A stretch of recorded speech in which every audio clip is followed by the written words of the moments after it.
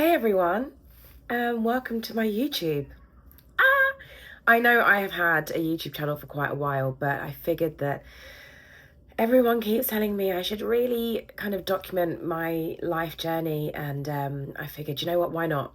Why not? So here I am at the end of 2024, ready to start 2025. And what an incredible year this year has been, and I want to share it with you. I kind of wanted to do 12 months in 12 minutes, but it could be longer, it could be shorter, who knows? So yeah, here goes. January 2024. I started my year somewhere in the Caribbean Sea. I was on a Caribbean cruise. It's the first one that I've ever done. I went with my mum and dad, my aunt and uncle, another aunt, a cousin. There was quite a few of us, and it was the best experience. I'd never been on a cruise, as I said. My friend had told me about one, and he's like, trust me, Scarlett, you're going to love it. So I said, okay, you know what? Let's do it. Let's go for it.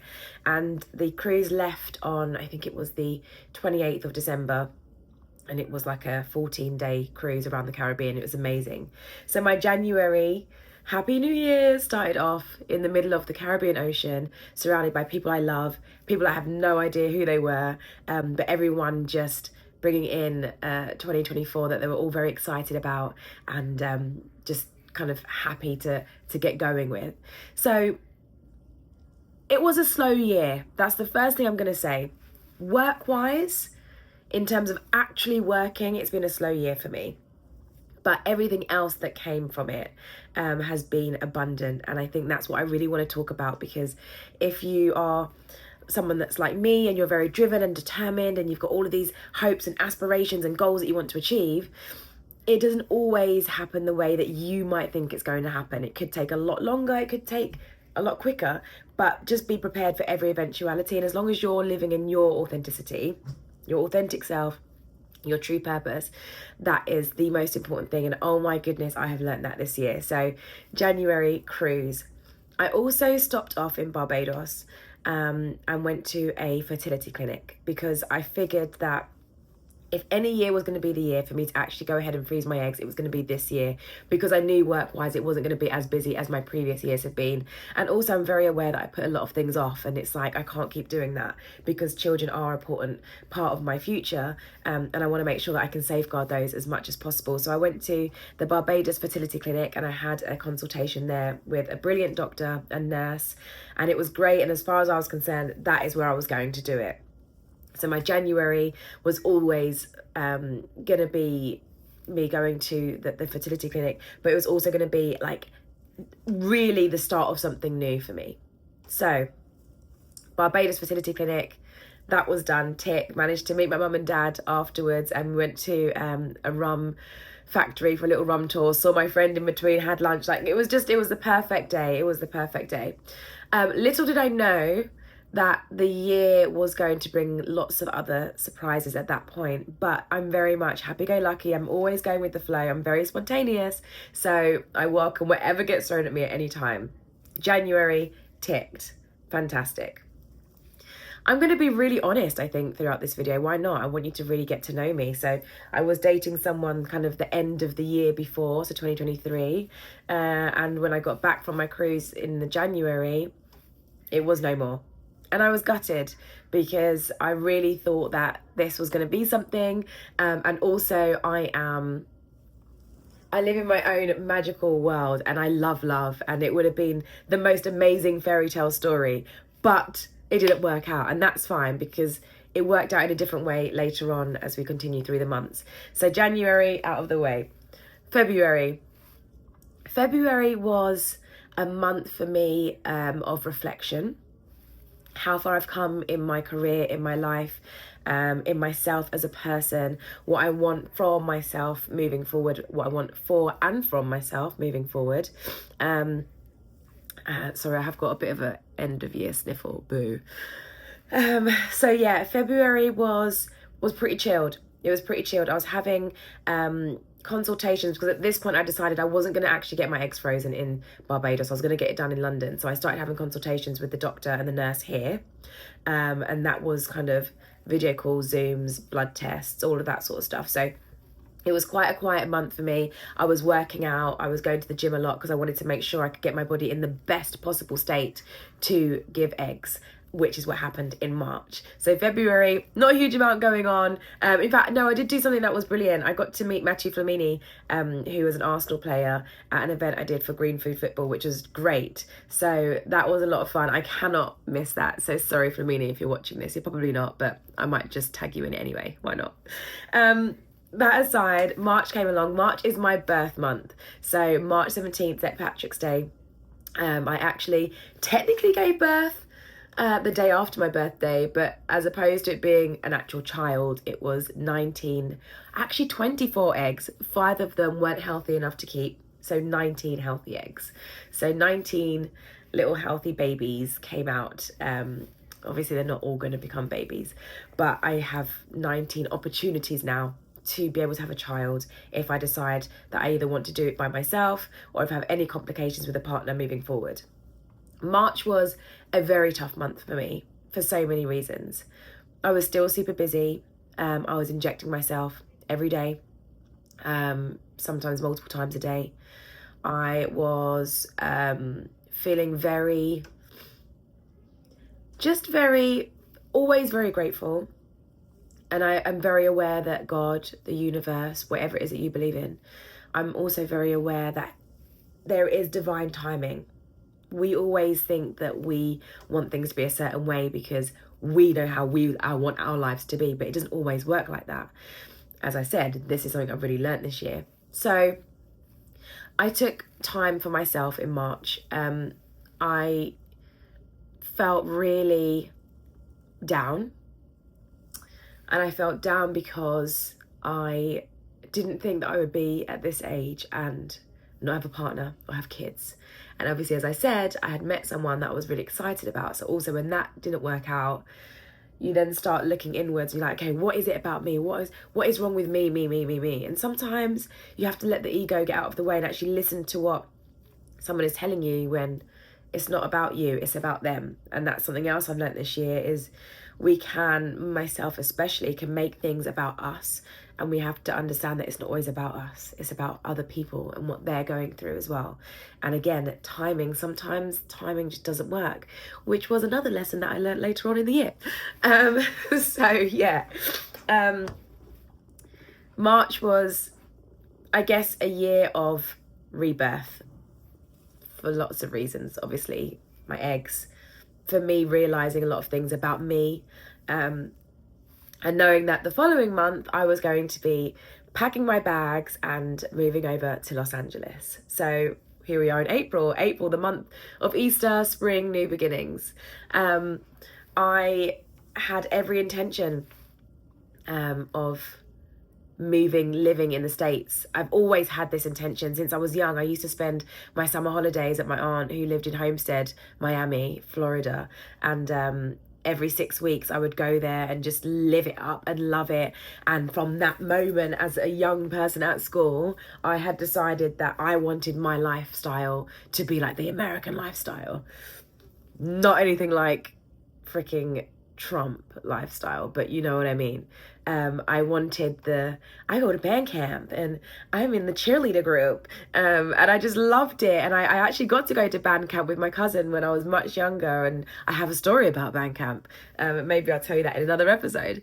But it was just, I've always had this intention that I want to move to the States. So when April came this year and I had finally got my green card, which took me nearly 4 years to get, in fact, probably longer by the time I'd actually started to receiving it. But at the end of December 2023, I got that stamp in my passport to say that I have my American green card. That cost me a lot of money. It was about £10,000, to be very honest with you. It was a lot. But in my head, it lasts for 10 years. So for me, I'm thinking, well, I'll tell you what, that just means that that's £1,000 for every year that I can stay in the States, and I need to make sure I work my butt off to get a job that is going to cover the amount it cost me to get my green card. So yes, April, packed my bags, went to the States, picked up my physical green card, which was so exciting. And that was the moment for me where I thought, well, that's it. This is the next chapter. This is me now moving on to the next chapter. And the next chapter has been brilliant. It's been everything and more. It's been less. It's been complicated. It's been fun. It's been hard work. It's been sad. It's been joyful. It's been everything. So, April, get to LA. Started dating a new person. That lasted a couple of months. Let's just say he definitely wasn't the one. He definitely was not the one. But that was April. May was great. So I was having lots of meetings, lots and lots of meetings, meeting agents, meeting production companies, meeting whoever I could possibly meet in Los Angeles that was in my industry and was going to help me move my career forward, because obviously that is the reason that I'm going to be in the States, is so I can do what I do here in the UK, in Los Angeles, in New York, in Miami, wherever it is that it might be, but in the United States of America. And the reason I feel that I could do it there more than here is because I do feel as though, very honest, I do feel as though there's a glass ceiling for women of colour in television here. And I don't see it as much in the States at all. Also, you get paid a lot better in the United States of America than you do here. Okay, yes, you do get taxed a lot as well, but you can have a more extravagant lifestyle, I guess, because you get paid the right amount of money to be able to do that. So yeah, I mean, that amongst other reasons, I think the American guys are just unbelievably gorgeous, and I think American footballers probably have the best bodies than any other sportsmen, although that is a topic that's open to be debated because I could be wrong, but their bodies are very, very nice. So yes, that was May. That was April and May. Moving to Los Angeles, getting to grips with everything, working out the sort of area that I wanted to be in. I was living in Mid-City and I was taking in everything and I was loving it, and I had my eyes wide open. I saw the Hollywood sign, and I'd actually seen Ross King, who reports for Lorraine, the entertainment news for Lorraine, and I remember the year before watching him and be like, I'm going to do this. Next year I'm going to do it. And I actually got to cover him. So being in the studio with the Hollywood sign behind me, even though it's actually a green screen, but having that Hollywood sign behind me and sitting there knowing that I'd managed to manifest this exact moment was amazing. And that just showed me that I have to keep going, and the vision that I have in my head that no one else has, it's okay because the vision was given to me. So it's for me to uphold that. It's for me to go and chase that dream and chase that goal. And I did it. I got to do the entertainment here. I was so nervous. It wasn't the best hit at all, but it was just, I did it and I made it, and I was so proud of myself. So that was brilliant. Then we get to April, May, June. June, came back to the UK because the plan is to do 2 months each place. 2 months in America, 2 months here. Yeah, I came back in June, and I haven't really had much work on this year. Like, anytime I've been working, it's mainly been Good Morning Britain. I've had a couple of days filming with my brother with our property shows for Channel 4, but not anywhere near as much as I had been filming in 2023 and 2022. We filmed most of our shows in those 2 years, so they were kind of just ready to air this year. So yes, I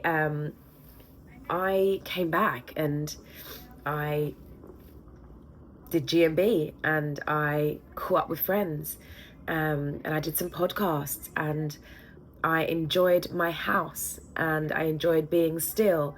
And when I say being still, everyone knows I'm not still. Like, I'm still going out doing things, meeting people, but I had the opportunity to sit if I wanted to, as opposed to constantly working and running around and doing stuff.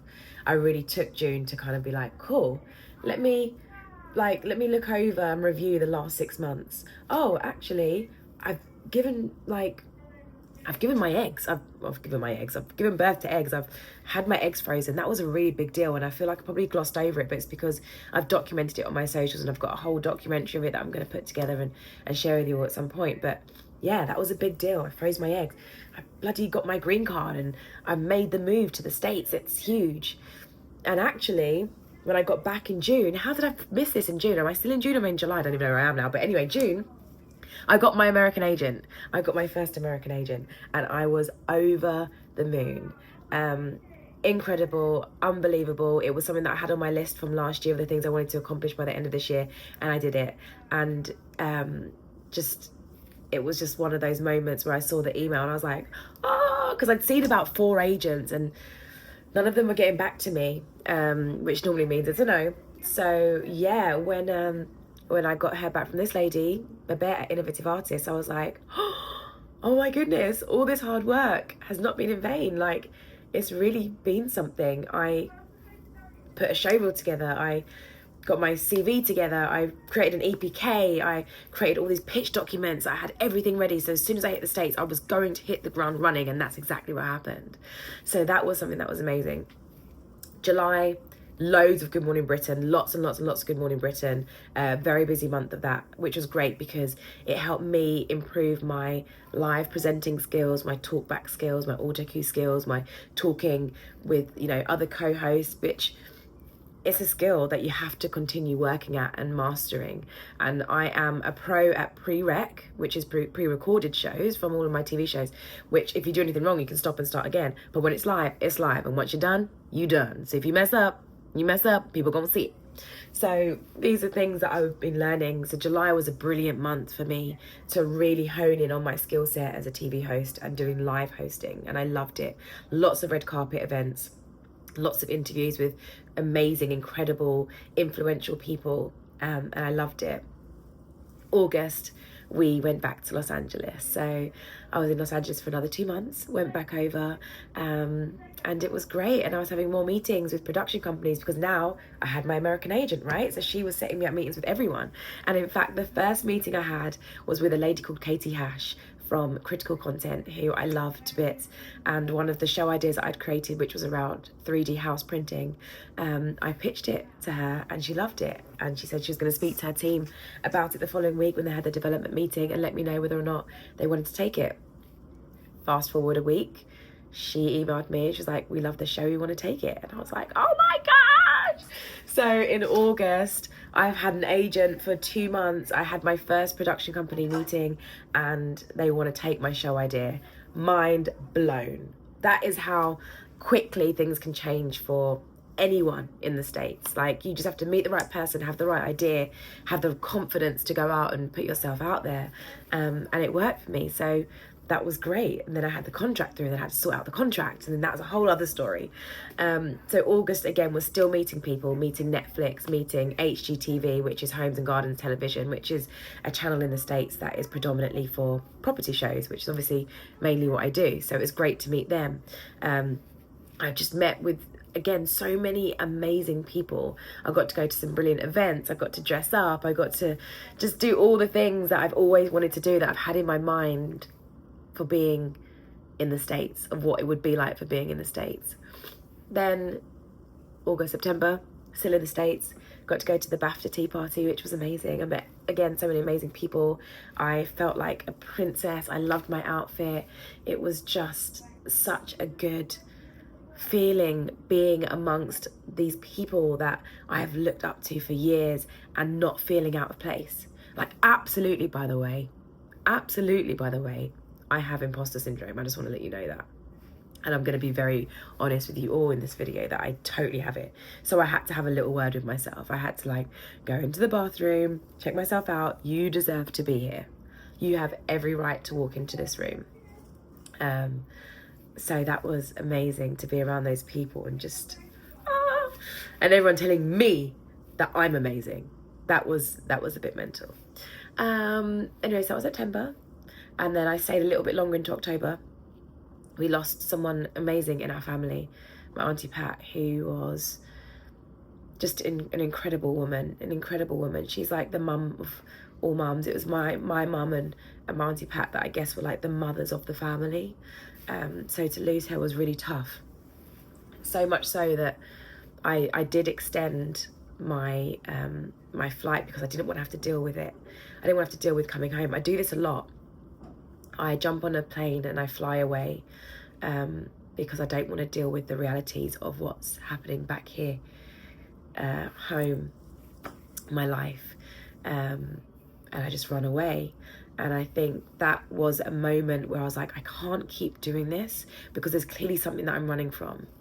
So when I got back, I had to go to the funeral and I was like, oh, this hurts. this really hurts because I'd only spoken to her the week before she'd passed. Because a whole bit that I missed. I went to New York in September, I think it was, for the Black Interior Design Conference, which was amazing. I met some amazing people. I met a guy that I've known for like over a year, but actually in person, who's a great person, who's helped me as well on my journey in LA, and we'll come to that. But I just met so many beautiful people and so many inspiring Black people in interior design in that space. And what I love about America is they are proud to be Black and be able to say it and not feel like they're not allowed to say it and have to be open to all. They are Black and they are proud, and they are going to have a Black Interior Design Conference because they create space for themselves, and they are unapologetic about it, and I do love it. Anyway, sorry, let me get back to where I was. Yeah, losing my aunt was a tough one. And I didn't want to have to deal with it, so I extended my flight. For that and some other reasons, I had some work that got postponed or got cancelled. So I was like, well, let me just try and get as much more sun as I can. So I did. I came back here in October. In October, I was doing more Good Morning Britain. I think I landed and I was straight into it the next day. I think most of that month of October, I was doing Good Morning Britain, and I hosted a couple of award shows, which were great, which were just... oh, they were beautiful. I did one, Eva Longoria has her own charity, the Global Gift Foundation, and I got to host the ball with James Corden, who is someone that I've looked up to for so long because I love The Late Late Show, and he has done exactly what I'd want to do in the States. I want to get over and have my own show in the States, which reminds me, earlier on in the year, I think it was April as well, I went to the J Hud show, the Jennifer Hudson show with my mum and dad, and it was so good. And again, being in that space and seeing it, it's like, this is what I want to manifest for myself. So I always think if you have anything that you want to do, you need to actually see it. So to be able to go there and sit in the audience and look at her, look at camera one, look at camera two, have someone talk to her in her ear, the auto cue, the music, the floor manager saying, and everybody clap, the round of applause, the audience, all of it. I wanted to immerse myself in all of it because that is what I want. So then when I get to later on in the year and I'm hosting an award show with James Corden, I'm like, what is happening? This is everything that I've been dreaming of manifesting. And I got to ask him, you know, how was it for you? And this is what I want to do. And what advice would you give me? And he gave me amazing advice. And the advice that I would give to anybody else that's trying to move up the ladder as well is, we have a free platform now. We've got social media. We have YouTube, we have TikTok, we have X, we have Threads, we've got Instagram, we've got Snapchat, we've got Blue Sky, we've got, oh my God, we've got everything. We've got everything. So there is no excuse to not get yourself out there. Yes, things might take time, but remember, they always say it takes 10 years to become an overnight success, right? You've got to put the work in, but if you want it, you'll never stop, and you're not going to give up, and I refuse to stop. And there have been times this year when I've wanted to stop. There have been times this year when I've thought, maybe this isn't for me. Maybe I'm not meant to be a TV personality because, you know, I don't have millions of followers on my Instagram or my TikTok. I'm not a YouTube sensation. I'm not a content creator. I'm not really an influencer like that. Maybe this isn't my field, and maybe I'm being left behind because I'm not doing all the things that everyone else is doing. And then you get those reality checks like, no, babe, you've got to keep going. You've got to keep going. And you know what? If you can't beat them, join them. And it might be that you're not the biggest and bestest content creator or influencer out there, but they're going to be people that want to see what it is that you've got to say, and they want to hear what you've got to say, which is, again, why I'm here. So, yeah, it's been a year for that. And then, so that was October. November, I hosted the UNICEF Gala with my friend Lee Juggernaut, who is another TV presenter. He's also on The Place in the Sun. And that was great because I love doing bits with UNICEF. I even forgot earlier on in the year, in June, I was part of Soccer Aid again, which was great. I was on the appreciation station, which again, that really humbles you, being a part of Soccer Aid and working with UNICEF. So to be able to host their gala was amazing, actually, and the amount of money they raised for the charity for such a good cause was really heartwarming. Then we're into going from November into December, the last month of the year. Oh, December. I dragged it out as long as possible before I came back to the UK, because I'm feeling more and more like this is not where I'm meant to be. My calling really is Los Angeles. It might not even specifically have to be Los Angeles. It could also be New York, Miami. Probably not New York, because I just want to be wherever the sun is. Maybe New York in the summer. But December, I landed on Christmas Eve. Got to see my family over Christmas. Got really sick, really sick. And I'm so blessed and lucky to have my mum and dad still with me. And over the weekend, they really looked after me so I could get back to work. Been doing Good Morning Britain this week. But I just realised how much I am able to do the things I do because of the people around me that support me, that encourage me, that drive me, that cheer me on, and also those that don't, also those that project their own nervousness or worries or negative thoughts, project those onto me without even realizing sometimes. And sometimes it can be from your closest, nearest and dearest, and you don't realize. And this year, one thing I didn't mention is that I started therapy in April, and it was either March or April. It was April because I remember I was in Los Angeles, and it was so good. And it was so good for so many reasons. And I think one is because when you have certain ideas of what it is that you want in your life, and you have certain goals and dreams and aspirations, like I've said, when they've been given to you, they make sense to you. When your visions have been put into your head, they make sense to you because they're your visions. They don't make sense to everybody. They're not going to make sense to everybody. And I really struggled with that this year, because I'm like, but this is what I'm doing. And other people be like, but you shouldn't do this. Why don't you do this? Or why don't you say that? Or why don't you... And I'm like, because that doesn't compute with what's going on in my head. I know what it is that I'm doing in my life. I know where I'm going. I've seen it so clearly that I just have to follow that goal and that dream. And that has never, ever steered me wrong. Touch wood, to date, it's never steered me wrong. So realizing that actually sometimes you have to tell people, I don't want your opinion. I don't want your help. I don't need your reality put onto me, because your reality is different to my reality. My reality is encompassed in my world. We all have our own worlds, right? It's just we happen to be a part of everybody else's world. But my world is my life, and I can live that the way I want to live it. And as long as I'm not hurting anybody, then there's nothing wrong with that. And I realize that when people are trying to confine me, my wings feel like they're clipped. It feels like I'm stuck and I'm constricted, I'm restricted. I can't do the things I want to do. And then when I realized after therapy that it's okay that people don't understand you, it's okay for people to not get what it is that you get. The moment that clicked for me, I just felt this weight and this lift. And I just felt like I can do whatever I want to do. And either people are going to come along the journey with me or they're not.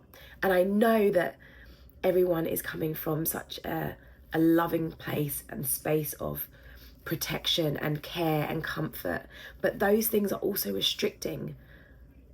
So I'm saying that to say, whatever dream you have, whatever it might be, you have to go for it. You have to, because you have one life and it's your life, and you need to do what makes you happy. And what I'm going to do in 2025 is be so much more selfish than I've ever been in my life, because I give and I give and I give to everybody around me, and I don't allow people to give back to me. And you can only pour from a saucer, and that is from your cup overflowing into the saucer. Then you give from that saucer. You can't give from an empty cup. You can't do it. And I've learned that this year. And I'm so excited for what 2025 has to bring. Now, this is a longer video than I thought it was going to be, but I hope you took so much from this. And the main thing I hope you take, if nothing else, is this is your life, this is your world. Live it how you want to, because you only get one of them. So, here is to 2025. I hope you all have had an amazing 2024. I know it's been very difficult for a lot of reasons. We've lost a lot of people and we have gained a lot of people, I'm sure. But I hope you've learnt lessons that you can take into the next year and are going to be abundant for you and are going to give you the life that you've always wanted and deserved. And if there's anything you want to do, go and do it, because life is too short. Affirm it, manifest it, whatever it is that you believe in, just go for it, because that's when you'll be your happiest. And yeah, here's to my new YouTube channel, I guess. I don't know how often I'll do these videos. It's longer than I thought it was going to be, but I hope you've stuck along on the journey with me. And I'll see you all very, very soon. Lots of love. Bye.